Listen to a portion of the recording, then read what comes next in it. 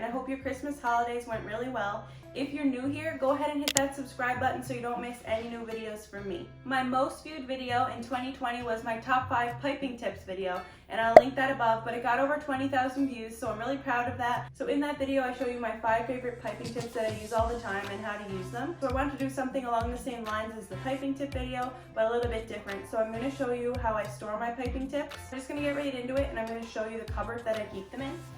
So I keep them right here. So I do have a lot of stuff in this cupboard, but I keep the piping tips down where I can reach them because I do use them a lot. And I keep them in these little bins.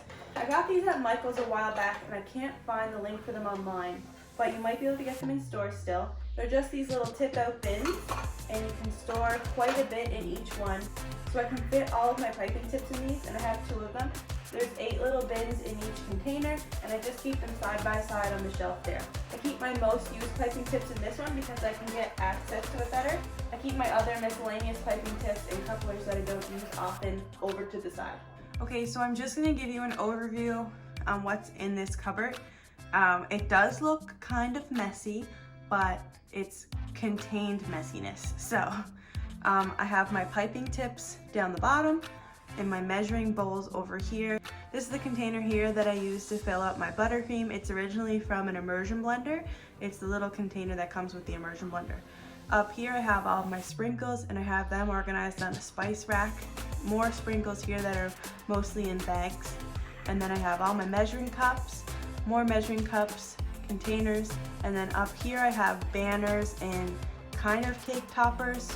And then over here I have candles and little packaging for individual things and another cake topper. Today's video, we're just focusing on the piping tips, and I'm going to bring you closer and down to the counter so you can see the containers of the piping tips better. Alright, so these are the 2 containers that I use to store the piping tips. I originally got them at Michael's, and I used a coupon, so I think I got them both for less than $30. They came with these little paper labels, and I used my label maker to label each one. I'm going to start over here with my least used, so I'm going to go through and I'll show some close-ups of all of the piping tips.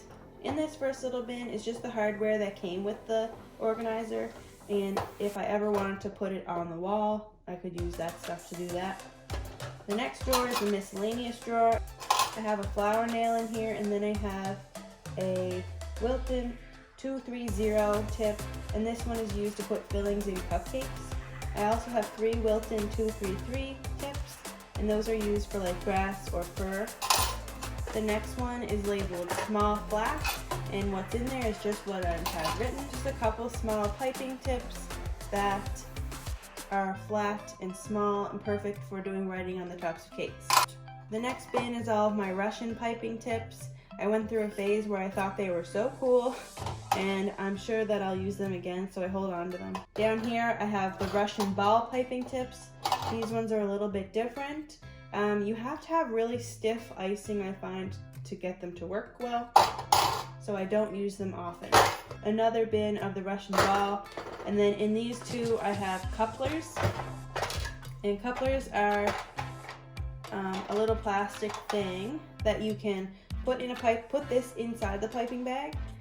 You can use any smaller piping tip on top, put this over, and then screw this on the top. So then if you have to change out the piping tips, you can without having to use a whole new bag. So the couplers are really good for royal icing, if you wanted to use different tips with royal icing. So I have a lot of those, and I don't use them all that often, but I do use them when I do cookies and royal icing. The next over here is all the round. I have a lot of round piping tips. I use these a lot for cupcakes and cake fillings. Star tips are probably my most popular tips. I have so many of them. Bigger ones for cupcakes, and then I have smaller ones for little intricate work, and I will show you all of those. This next one I have labeled closed star, and that's exactly what it is. It's just a more closed star. You can see in the middle that it's closed over. The next bin is the French tip, and I have a bunch of different sizes of those as well.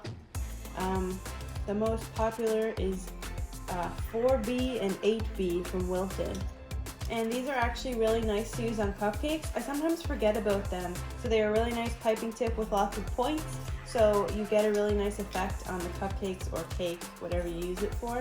You see a lot of the French tip in classic baking. This is a really nice tip.